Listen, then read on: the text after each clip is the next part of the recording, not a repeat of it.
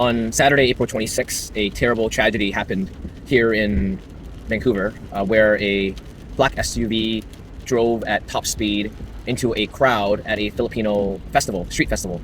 And the confirmed dead are 11 people. And their ages range from a child of 5 years old to elderly, with dozens injured and hospitalized. And on the Sunday after church, I just could not stop thinking about it. And I was just so grieved and heartbroken by what had happened, thinking about the families whose family members, children, parents, grandparents had died tragically in a moment. And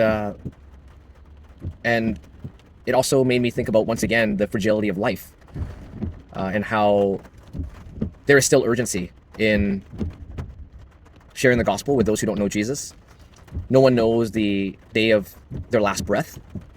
There are many in our city that don't know Jesus, our family members and friends and classmates and coworkers, and there's urgency there. It made me think about a passage in the Gospels where Jesus was teaching, and he said, and there was an incident with the Tower of Siloam that in an accident had fell and killed a bunch of people, and he said, do you think they were sinners because that's what happened to them? And he said, no, it was an accident, but that greater judgment will come, that unless you repent of your sin, death and judgment will be your fate. That's the fate of all of humanity without forgiveness of sin through Jesus Christ, through faith in him. And I started thinking about how these accidents, one wrong thinking about these tragedies is that this is God's punishment on them. No, that is not true. Not from a New Testament perspective, because within the New Covenant, Jesus has come and revealed a way out.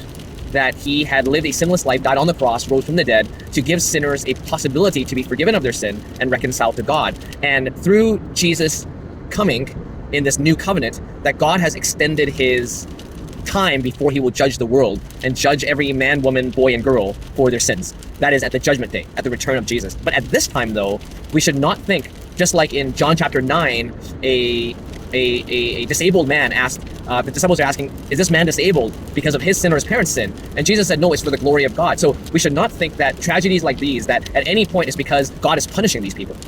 Yet at the same time, the tragedy that has happened, well, first, who is responsible? Well, it's this 30-year-old driver that has been alleged and arrested. No charges have been yet made at this point. This is 2 days later. And with mental health issues, we're told by the news. But he's responsible. A lot of human suffering and evil happened, not because God has done it, but because people are evil, or people are broken in this case, or both.